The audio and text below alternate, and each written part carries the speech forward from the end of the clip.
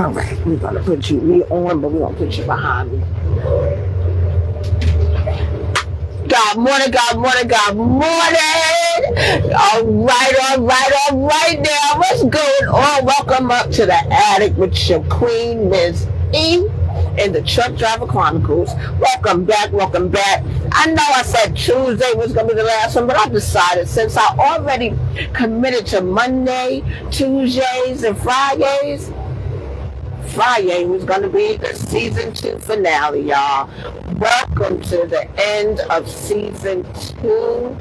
40 episodes, 40 days, 40 nights, 40 years. I love y'all to life.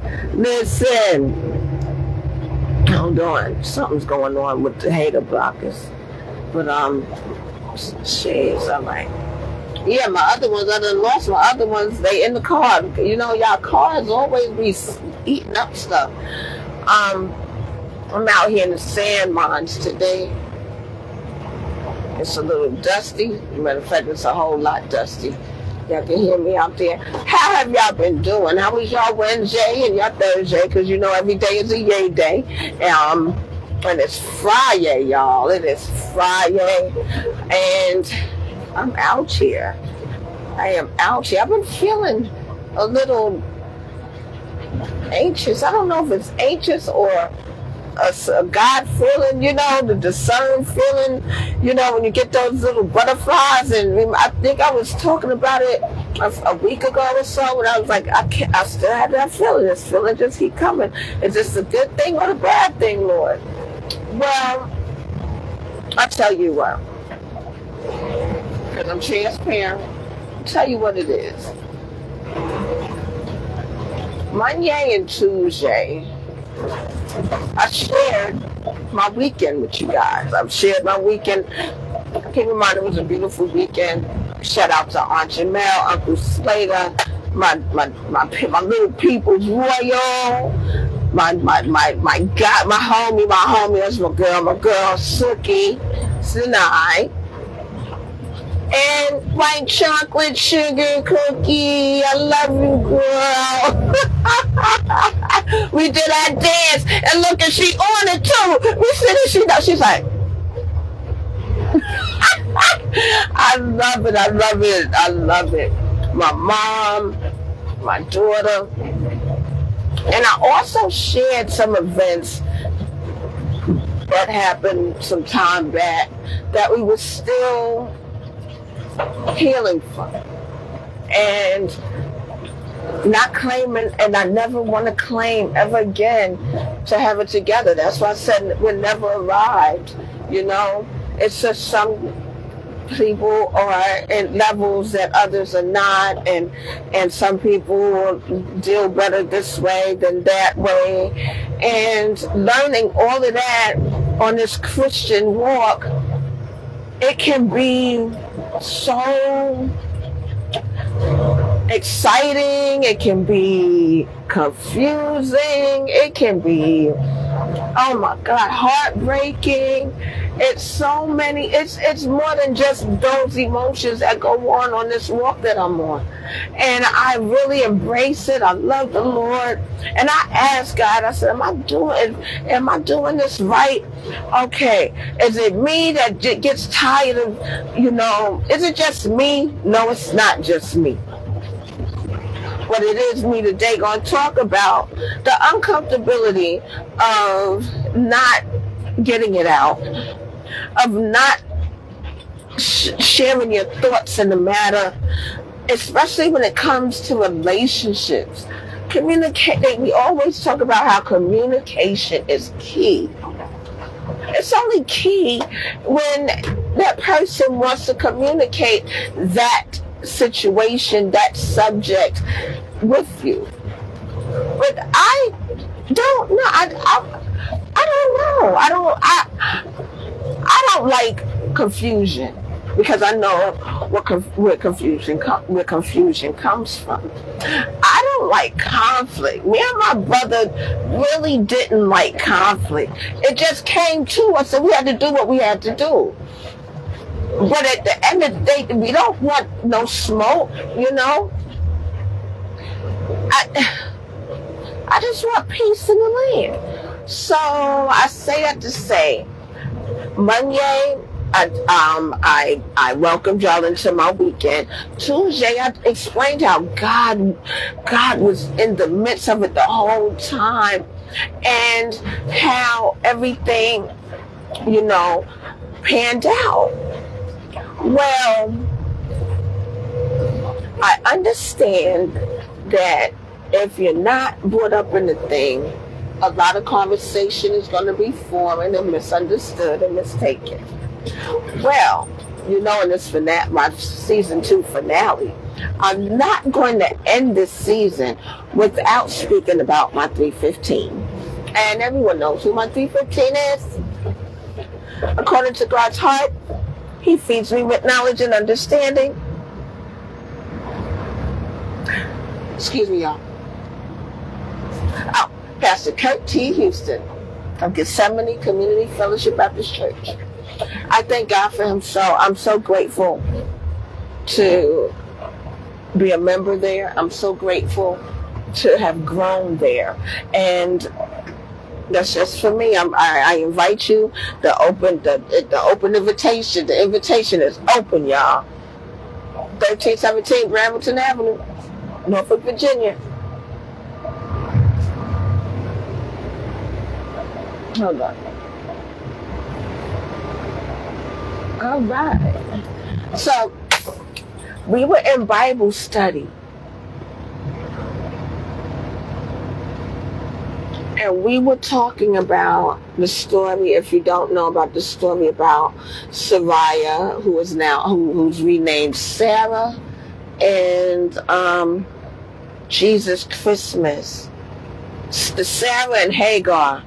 Hagar was the homemaid, the maid, the housemaid. Sarah and I'll be dipped in buttermilk. What's Abram? Yeah.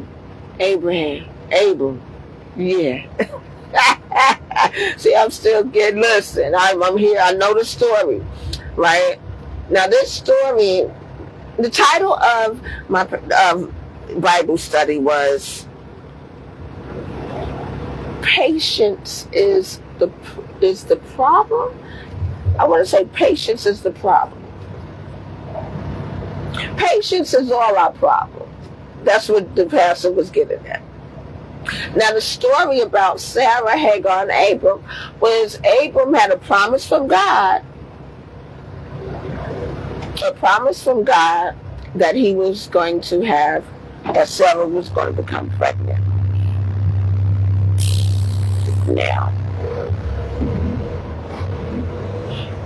we are all guilty of it, and it was brought up that night, and we can't say we're not. Patience is not a virtue for us. Patience, it's some people are more patient than others. How about that? Can I get a little bit? Because I'm patient in some areas, then I'm not patient in other areas. And one of those areas is patient with God's promises. Now God promised. I'm going to intertwine my story with Sarah and Hagar and the lesson that I got Wednesday, that I received Wednesday. Sarah, keep in mind, Sarah, Abram, Hagar. Hagar is the woman that was called from the outside inside to lay with Sarah's husband. Sarah went to her husband and said, look, I want a baby. She got tired of waiting on God's promise and thought that she'll step in and help God do what God do. I remember talking a couple of weeks ago, or maybe a week ago, and I said, I think I always say it, let God be God. We got to mind our business. We got to step back, let God be God. We always be stepping in, trying to help God like God needs our help. I also say, God don't need us for nothing. God can do it all. God created the heavens and the earth. Boom. So now, you got Sarah, Hagar, Abram. You got Sarah and Abram married Okay, 90 and 190, they up in age, I'm talking about it's a pure miracle from God that this woman got pregnant finally. However, she didn't get pregnant until she got impatient with God, right? She got impatient and told Abel, look, you see that handmaiden out there? I want her to come in here and lay with you so she can get pregnant and have my baby. Surrogacy. How many people do that today? I think I know some, but they're not. Well, yeah, I do know some. I don't know. I know of some. I don't know some personally. Or did I know? No, I don't. I don't know any personally, but I've heard, and I know some impersonally. I've heard the stories of people that weren't able to have children, and they go out and get a surrogate. They have someone else, but now they're not late. Well, yeah. Well, I think I've heard that one too, where someone did lay with their man, or he went to the girl and impregnated her, and they paid him or her for it. Or was that a Lifetime movie I watched? Anyway, it happened, and it still happens today, but differently. I think it's in vitro, and yeah. So she didn't wait for God. Now, stop right there. Let's go back to my weekend at Bernie's. No, my weekend with my family. Oh, with the life that I led, and I named it yesterday. I was having a meeting with my boss's dad, but I said I lived a careless life. I was careless in almost everything I did. Okay, and it led down that slippery slope of addiction, and it hurt a lot of people. My actions, my decisions included people that I didn't even know I included. While I'm still searching, while at this time, both my daughter and my son, I want to say, were affected, okay, by this, by my actions. Unknowingly, not because I was in this world of, what about me? What about me? Not saying that I wasn't thinking about my babies, because I love my babies. I wanted my babies. They're not mistakes. I didn't care who the dude was. I just wanted a child, because I was that one that couldn't have children, right? Or said not to be able to. And what wound up happening, things started to just go down this slippery slope. I didn't realize I didn't have a real life support system. I mean, not for nothing. I had a cousin that helped me get my GED when I failed twice. She paid for a program for me to go to, and I passed it because they had a different way of doing things. However, I wanted to regain the relationship with my children back, because remember I said I have a son and a daughter, and they don't want a relationship with their mother. And I do a lot of reflection, and I'm also accountable. I've done things to me that affected them, and a lot of people forgive, and a lot of people lash out, and a lot of people they forgive, and we love one each other, and we go, wow, I'm so, we're so grateful, to God for deliverance and overcoming and this, but everybody's not going to be there. So my prayer to God was, please let our relationship mend to the point where we can have these discussions and not fake the funk of intellect. And when a certain time, it's just like this. I want to be able to be open. I'm very open. And a lot of it, my children ain't ready for. But I forget that because of the age. But then I fall back and I go, but God, I thought I was supposed to. Because the way the conversation was going, right?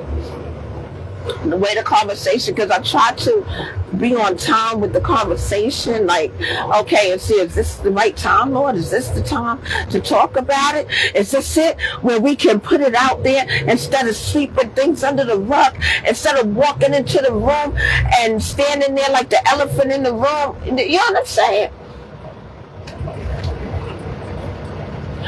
It's tying together for me with Genesis, let's go back. Genesis chapter 16 chapter 16 verses 1 through 10. We touched on 15 and 17, excuse me, because I keep biting my lip.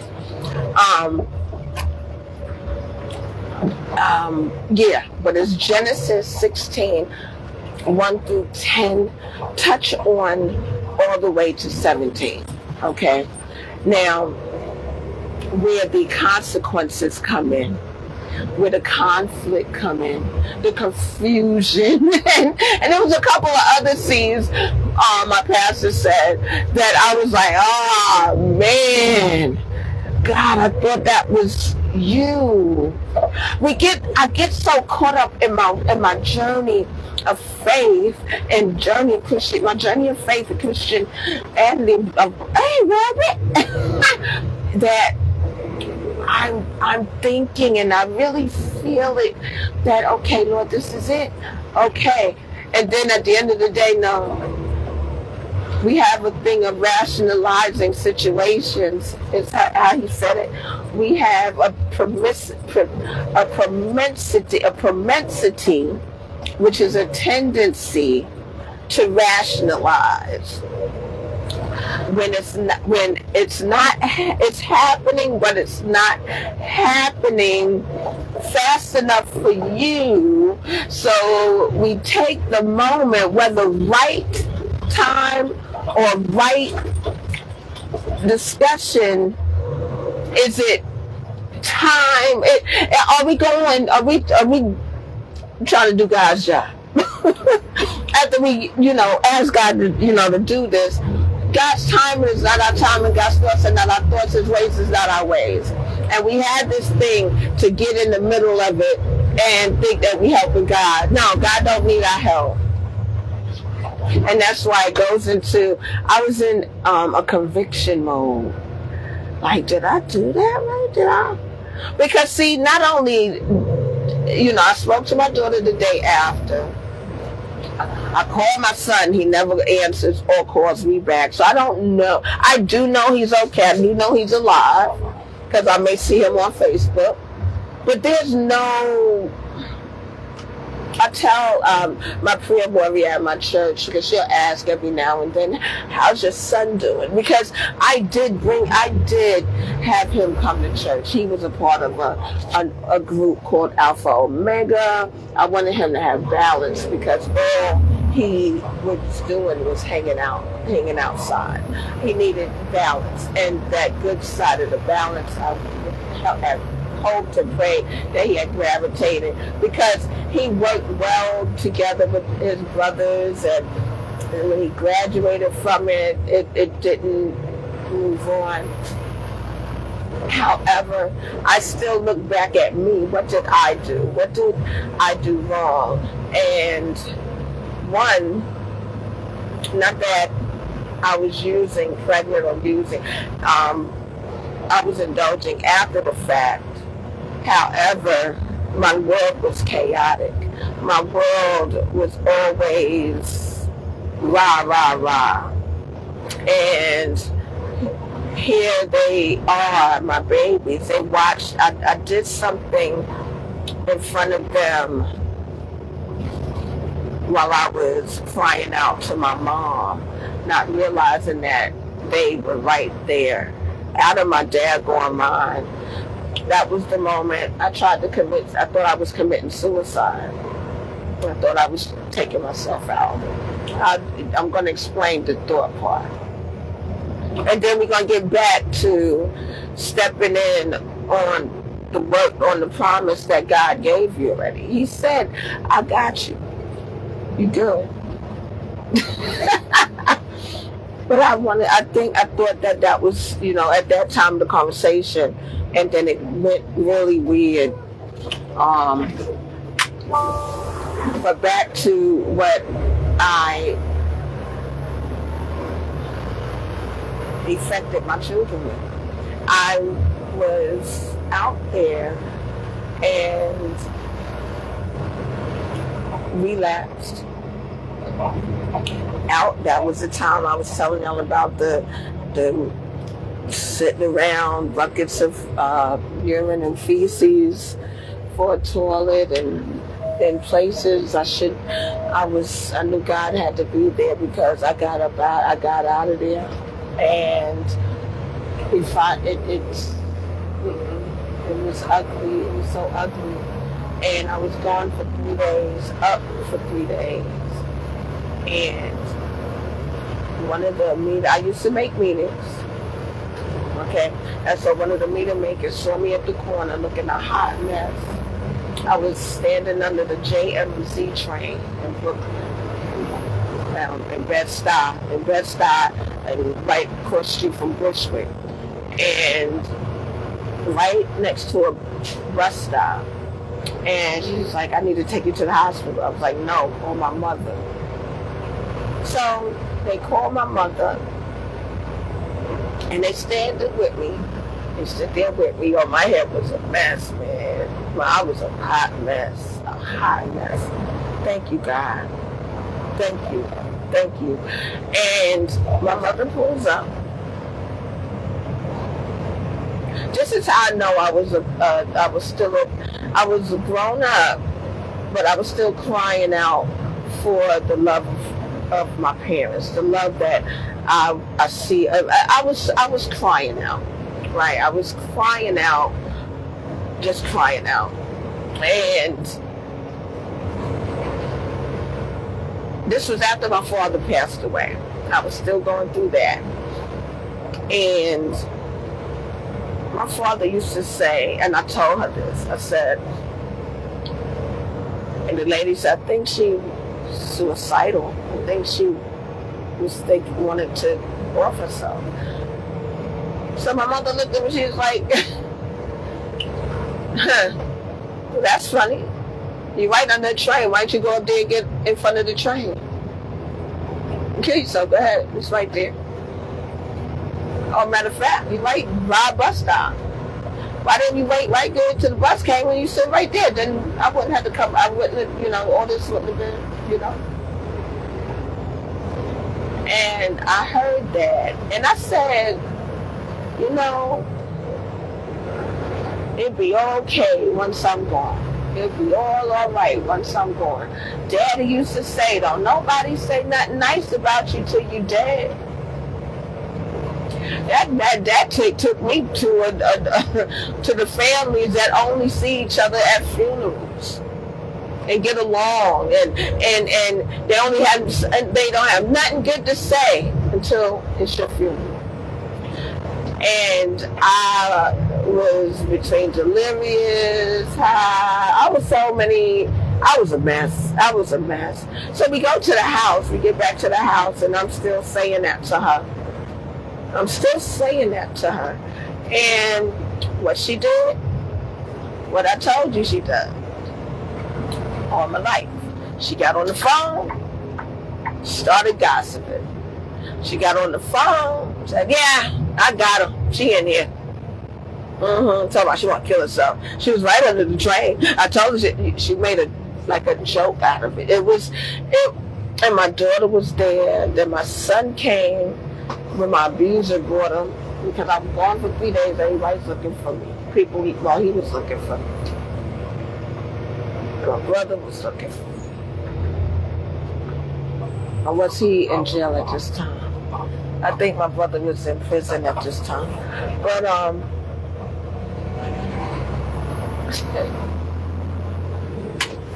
I'm walking back and forth in the kitchen. My mother had a smorgasbord of pills in the kitchen because we had the cabinets, this little place where it's a little counter, and then the sink. And I looked for something to get rid of the pain.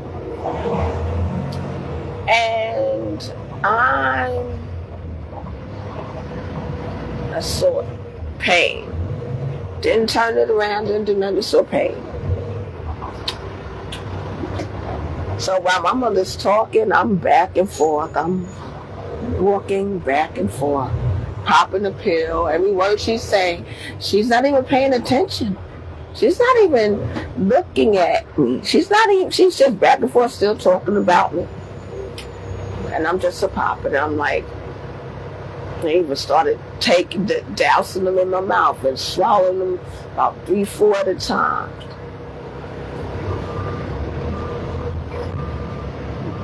My baby comes in there and I'm laid out. All I hear is, Grandma, Mommy took these. That's when she started to pay attention. But I didn't pay attention to the damage. Trying to get my daughter now, didn't pay attention to the damage that I created because I was too focused on getting the attention of my mom. Stupid, right? Well, my son comes in because my abuser at the time, he comes in, my son sees this too.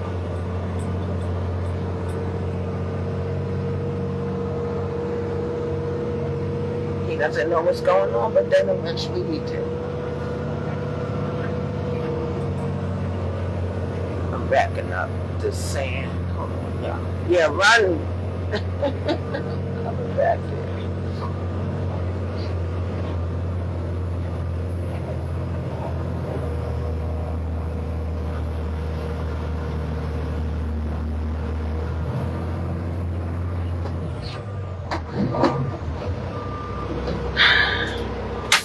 You can't keep running BG like this. You can't keep running BG like this, big guy.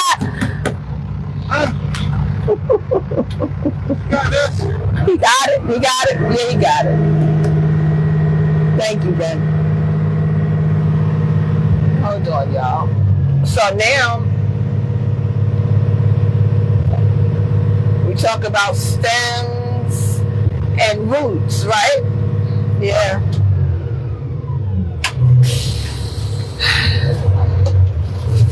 And now, I'm at the hospital. Now they rushed me to the hospital. My mother's going crazy at this point. Oh no, she can't die up in here. She's not going to die up in here.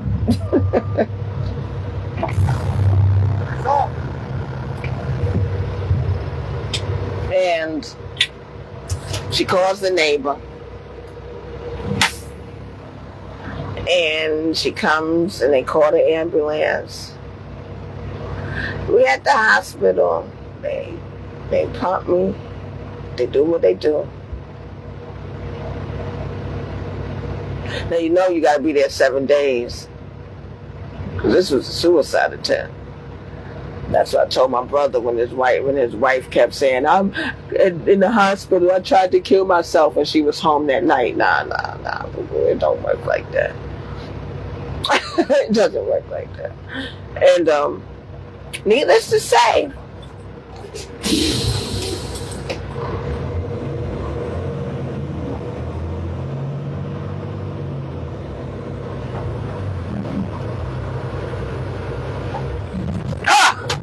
get off my truck.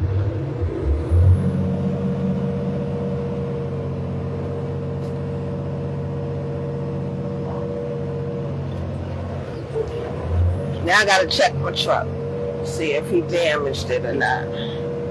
I'm at low right now. I gotta get off this sand. Gets hectic. Sometimes you gotta be.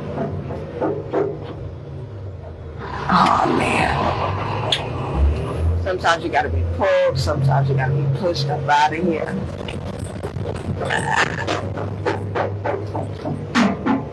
Oh, okay.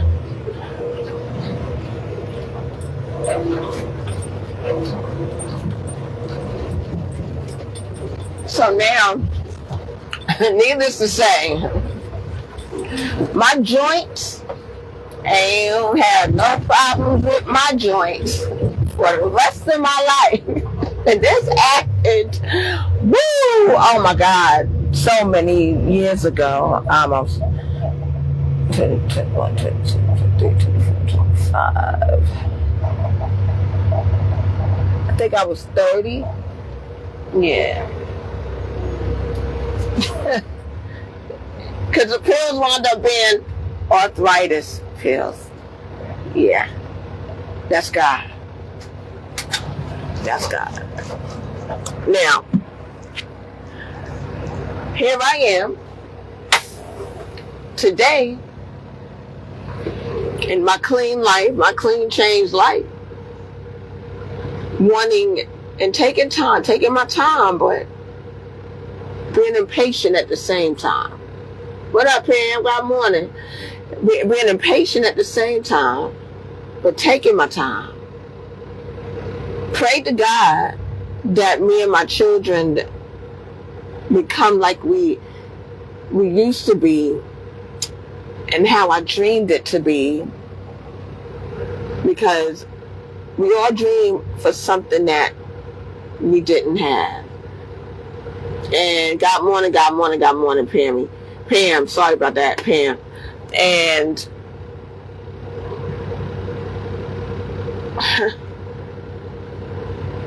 be careful of the choices you make. Be careful of the choices you make, because you can mess that up just like that. Just like that. And I did just like that. Now, the moments that me and my daughter had over the weekend were great. They were so beautiful. And I wanted it so bad that I lost sight that we still had healing to do. Still have some healing to do. And when I incorporate my truth of how I feel about certain things, if I can talk about you, I can talk about my mess too. Because I can't pluck out no splinters or logs out nobody's eye when I got a whole forest in mine. You know? But everybody's not like that. See, again, my daughter's 30 and my son is 25. They have grown into their likes and dislikes, their yays and nays, their selves, their own personality traits that I don't know, because we don't spend enough time to know. So the moments that I do have with them, that I do get blessed to be with them, it's like, you know how kids, sometimes they just want. But that Saturday, that weekend, it was great. It was just the conversation we had led to an incident that we had that I thought was time to mend. Again, God's timing is not our timing.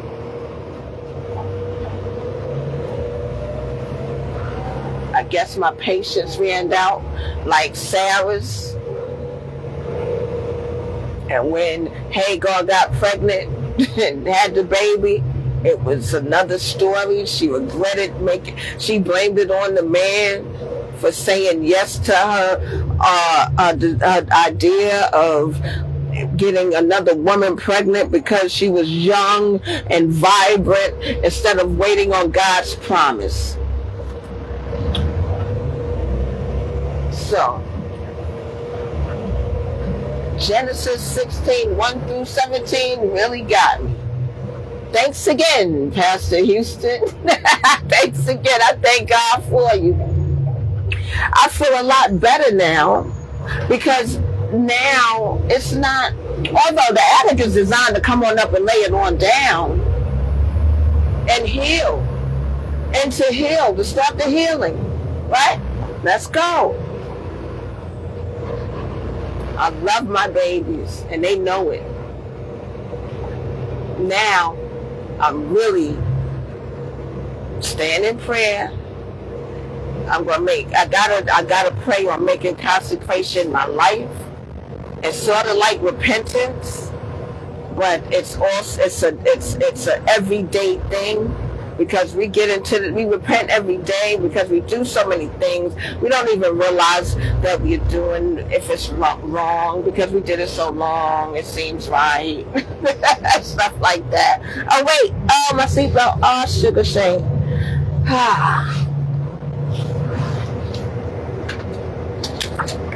But this is what the queen does, because it gets something, I'm sure. And it, oh man, so now I'm glad that, because me and God talked about this last night on how I was going to end season 2. All right, and I thought it was good to do it like this, because again, I'm up here letting you guys know that you're not by yourself. We all make mistakes. We all make bad decisions, although with good intention. But sometimes we just got to fall back. And I'm learning that because I talk a lot, right? I'm learning to be quiet. I'm learning to keep stuff to myself. I'm learning so much on my journey. But it's crazy. I know when to talk, though. I do, because there's certain stuff I don't talk about. There's certain stuff that I don't say. But I went to the comedy club, right? And with a girlfriend of mine, and I said, you can tell. I said, she said, I can tell you don't go out. I said, how you can tell that about? She said, because you were just talking and you was talking to everybody. I said, girl, you don't hang out with me. I talk to everybody. That's what I do. My family knows this.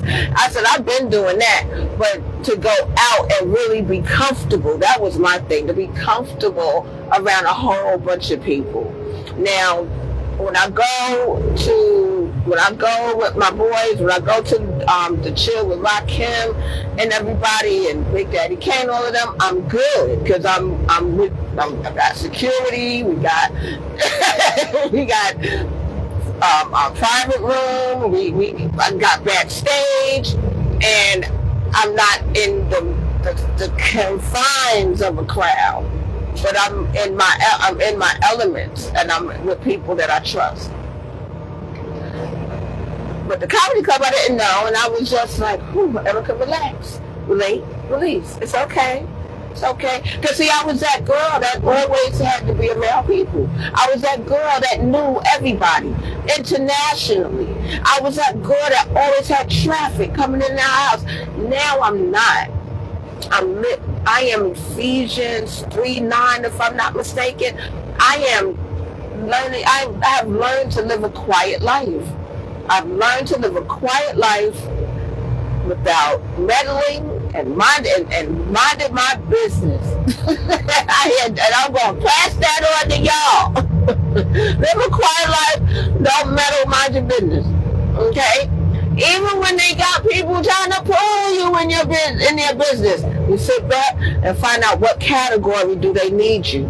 Do they need your ear? Do they need you to provide verbal helpful information, or do they want you to interfere? See, it's 3 levels. Sometimes we take on all 3 at the same time without even knowing, and then things get messed up. I learned that too on this journey, that there's 3 levels to being there for someone. Okay, I love y'all. What's going? Y'all, Jerome in the house. Welcome to the attic, Jerome. Hey, buddy.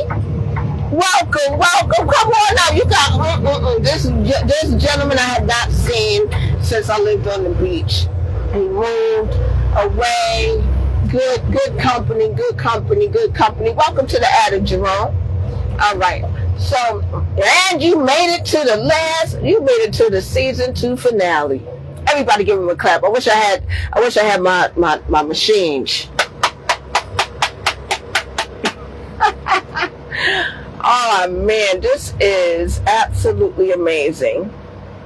I love all of you, and I appreciate all of you. I appreciate all of you guys' support. I appreciate my attic squad. You know y'all my attic squatters. Y'all my attic squatters. Come on up to the attic, baby, and lay it on down. And we gonna get it. We gonna get it. Season 3 was. I'm not even gonna talk about it. No, but I do know this. It's gonna be a season 3. Okay. What's going on, me too? Wait a minute. What's going on, me too? Don't worry about it, y'all. Y'all get it one day. My brother like no other. Listen. There's something about that elephant in the room, baby. It's something about that. Shout out to my brother. I haven't met him yet, but I know his brother, me too. His wife repaired from a long time ago. The queen. She's a queen to be. But anyway, these my people out there in the Shaolin. Let's talk about it. Let's talk about it. Let's grow about it. Let's go through it and grow through it together. All right, up in the attic, baby. And okay. Messing with y'all. I don't want to miss my turn. Okay. Listen. Here we go. It's going to be a whole lot.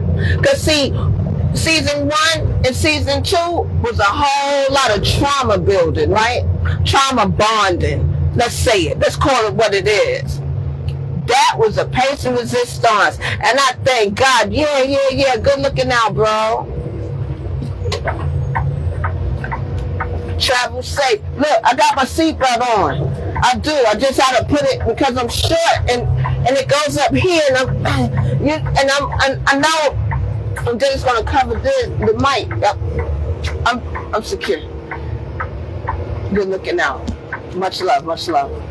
And I thank God for you. Season 1 and season 2, we was just getting started, baby. This was just the beginning, okay?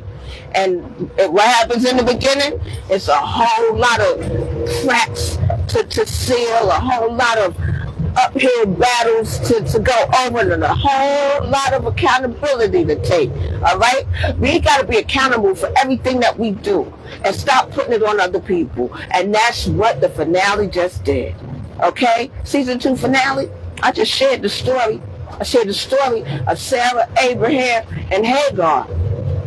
They wasn't patient enough for the promises of God to come through, right? They had to go out there and do what they did, and then everything got all chaotic. Just like me, I didn't wait for the promises of God to come through for the mending of my daughter and myself, which was happening, and I sat there and brought up something that I thought should have been spoke about, but maybe it wasn't time. And I accept that. My bad.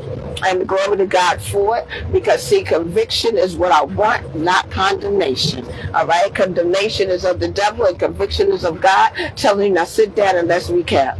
Now, was you right with that? Now, you know you was wrong. Even though it was right, but it wasn't time. It's getting me together. This head here.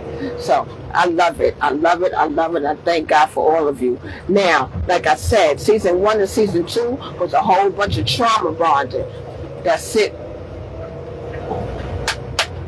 Let the healing begin, baby. I love y'all to life. See y'all in season 3. Let the healing begin. Heads up, chest out, be great, and don't forget to articulate. That's what I'm talking about. Keep it funky, keep it real, but keep it clean, baby. You know, I just shifted. Hey, I just shifted. It's a shift in the building. Hey, it's a shift in the building. Shift in the building. A good shift. Embrace the shift. You know those pivotal moments? I say the shift. Let's shift. Let's shift. Let's shift.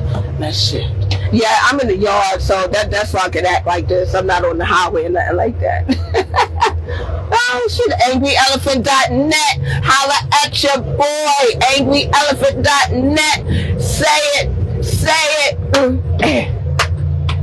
He's dripping. He's dripping. He's dripping. He's dripping. He's dripping. I love it. Season 2 finale is absolutely phenomenal. But get ready for Season 3. Let the healing begin. Let God be God. Let He do what He do, baby. He don't need you. That's my time. I love y'all to life. Thank y'all for coming up to the attic. Once this come off of here, we're going to go on to the YouTube channel, The Attic with Ms. E. That's MZ period, capital E. The Truck Driver Chronicles, baby. You can catch it. Like, share, subscribe, and like. However you want to do it, however your fingers press it, just as long as you press it. I love you to life, and I thank God for all of you. Have a blessed, filled weekend. Peace. You too.